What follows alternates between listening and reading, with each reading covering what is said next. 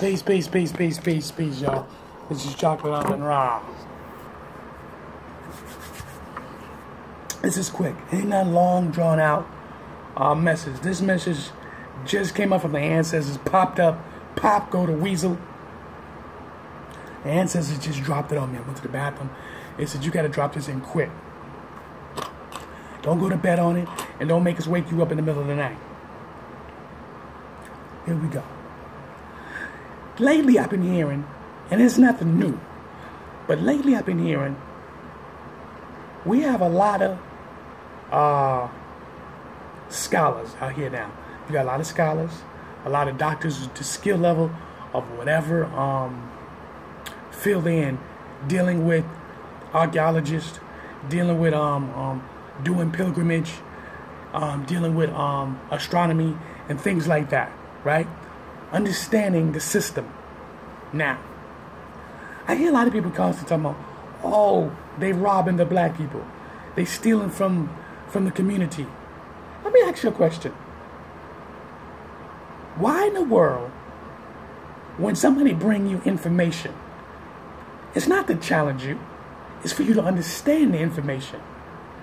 And to understand the information, you need to do background checks, studies on the religion that you're in.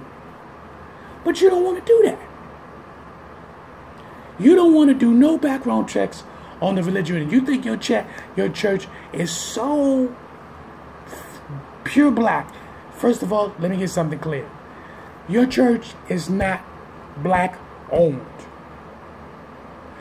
Most likely it might be backed up by a white bank. Now I will say this. If somebody's in church and a black person own a home, because you know how a lot of these black people, they build churches out of their home. They buy their home, and upstairs is the bedroom and stuff like that, and downstairs they turn it into a church. They just basically gut out the wall, take certain walls out, and turn that front piece and the back piece into a church. So that's what they could clearly say, if that's their home. But guess what? It's a church to a degree, but it's just a home that turned into a church. But when you step out of that realm and you move into that realm of now you got too many people or too many people in your congregation, you got to come out of it, because eventually it's going to happen. Now you got to come up with the way you can get that money to buy a new building, a loan, or whatever case may be. A lot of churches today are owned by white banks. And a lot of you black folks who sit up there, you don't even know that shit. Your mother, your father, your sister, your uncle, your grandmother, your grandfather, your auntie, and all these people have put their money into the church. But your leaders didn't tell you that your finances is going straight to the fucking white church, the white banks. You don't got no, you ain't got your money tied in with no black banks. You don't. And most of you're not even living a abundant life. You sit up there giving your 10th of a tithe every week, 2 or 3 times a week, like if God needs your money.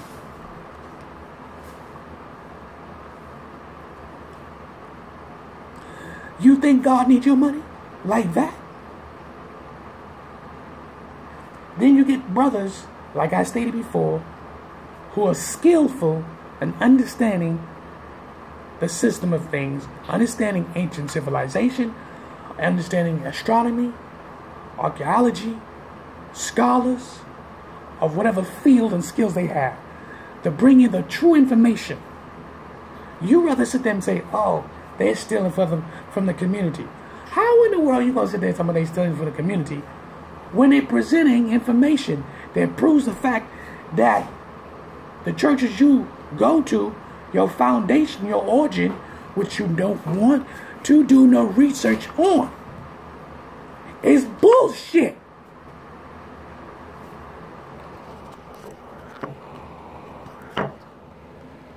This is part 1. We're going to go to part 2 next. We're going in tonight.